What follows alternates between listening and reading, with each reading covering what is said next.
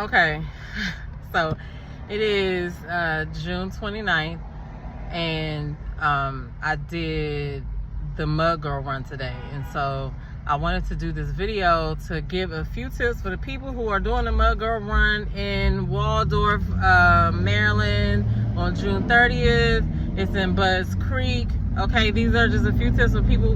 Oh shoot. This is just a few tips for people who have, my phone is about to die. This is for a few tips for people who have never done the run before, or maybe you did some before and this is your first time doing this one. Now, I didn't take anything with me on the race. Okay, I paid for the bag drop off. You put your bag inside. They give you 2 wristbands, one for you and one for your bag, and you put it on. You know, obviously you put the handles together, and then when you go get the bag, when you go get your bag before you go out, they match your wristband to your bag. So I like that. So nobody walked away with any bags that I know of. My bag was still there. But I couldn't have taken anything on the run because it's so muddy. Anything that you take is going to get mud on it, all right? I saw a couple of people with those little foam pouches that you take. I've seen them on a cruise mostly, right? So you put your phone in a pouch and it's waterproof and it doesn't get wet.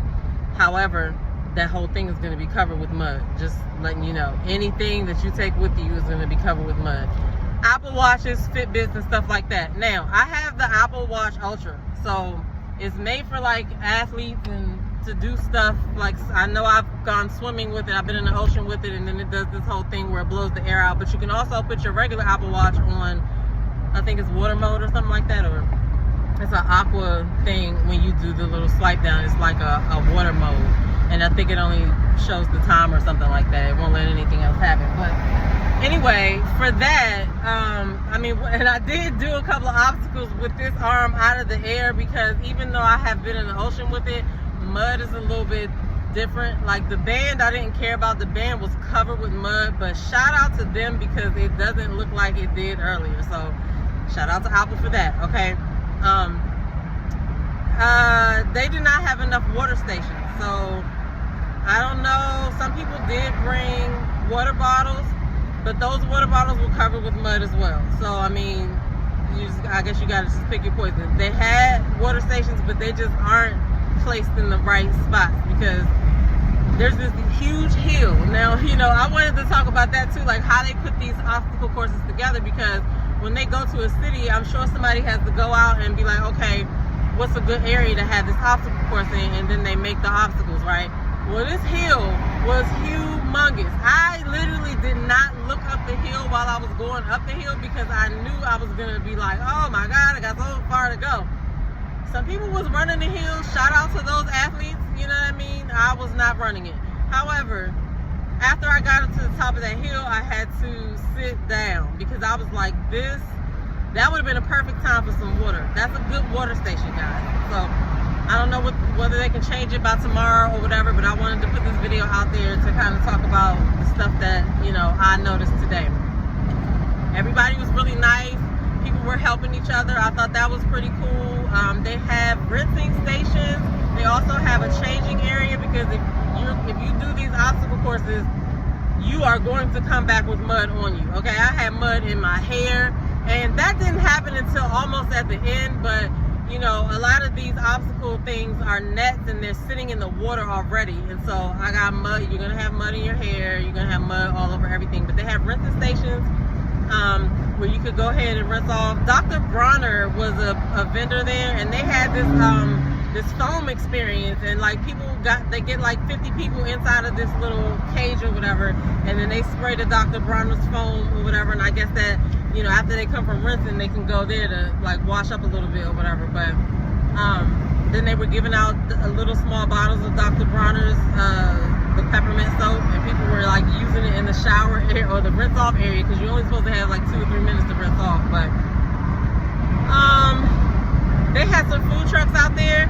I did glance at the food trucks, but it wasn't really anything that I felt like staying there for, because I was totally tired. Like I was like, let me go get these wet clothes off. Let me just, you know, plus it's an hour away from where I live at. So anyway, overall, I had a great time. Okay, I enjoyed it. It was a great, challenging experience. There was only one obstacle that I didn't do, and that was this like 4 or 5 foot mountain of mud that you had to crawl through this water and then climb up the mountain.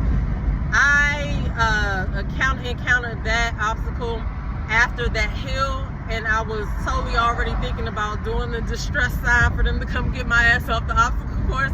So I said, I'm gonna walk around this one, right? Because if I go up that hill and then I fall down because it was real slippery, I was like, I don't got time right now. So I just walked, but it was definitely a workout, okay? It was definitely a workout. I burned over 600 calories. It took me an hour and 29 minutes to get through that course. They said it was like 3 miles, but I don't know.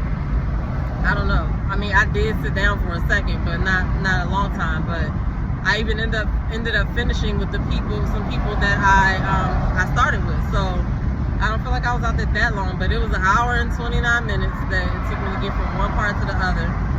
Okay. It was fun though. If you were contemplating, or not even contemplating, because I don't know if you can still buy tickets, but if you already have your ticket and you're going, do your best.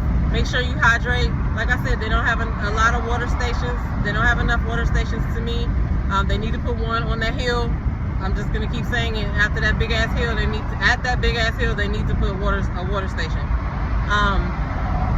But yeah, just take your time. Walk when you need to walk. I wouldn't feel pressure to run for real, because as a person who works out 3 to 4 times a week, just walking did me perfectly fine, okay? Because I was like, I'm about to pace myself. I'm not about to pass out. It was hot. It's almost 100 degrees, so that was also something too, because I did not have my own water bottle. I had to be smart about the whole thing. I wasn't trying to go out there and give it my all. I ain't even got no water to sip. So if you have a camel pack, definitely use that, because then you'll have your own water and you ain't got to worry about it, okay? That's a good idea. I should have used the one that I have. Too late, whatever, I didn't think about it. But I just wanted to come on here and share my experience about the MUDGIRL Run. This was my first obstacle course since I joined the military, and that one wasn't for fun. So this one was for fun. What I did was I watched the people before me go into the obstacle to see where they fucked up at, and then I made my decision. I scanned it to be like, okay, what's the easiest part to get across this thing? And then we ran into one station where because they have volunteers and stuff and people taking pictures, and there was this one guy that was taking pictures, and he told us which part was easier to get through, and so that was shout out to him for that. I did have to get all the way into the mud for like 2 of them, all the way into like the little muddy water or whatever. It was so crazy. I cannot believe I did that, but it was fun. I had a ball. I'm glad I did it. So if you are doing the mud run tomorrow, or any point you see this video, wear some shit that you don't care about, because everything is gonna get mud on it. See if you can bring somebody with you to hold your stuff, and they can be a spectator, and they can maybe take pictures of you while you're going around, or at least there'll be somebody to take pictures of you and give you water if you need it. Make sure you hydrate. Make sure you I already said the thing about the water. I don't know what you're gonna do about the water, because either you want to carry a water bottle that's gonna get muddy, or either you want to just wait and trust their placement of the of the water stations. That really bothered me, because I did not have water. So I don't really know how to do it. And then I don't think that there were enough people out there, because the only person that knew that I was like struggling was this lady and her kid, because she saw me stop. She stopped to ask me, was I okay? I was like, yeah. Kept walking with her, and it was about 10 or 15 minutes where even if I would have put the distress sign up, I don't feel like it would have. I still probably would have ended up finishing it, right? But then I got a second win after I just take it slower. But overall, it was a good experience. Those are just some things that I feel like if they could be changed, change them, great. Make some more, make some edits to that. The staff was great. But yeah, I just wanted to give my experience of the MUDGIRL Run. I don't know if I'm going to do another one. My girl asked me if I was going to do another one. Talk to me next week. Right now, I'm not even working out tomorrow, because I feel like I did enough today, okay? Anyway, I'm your girl, Demetra Joe, and I'll see you guys in the next video. Peace.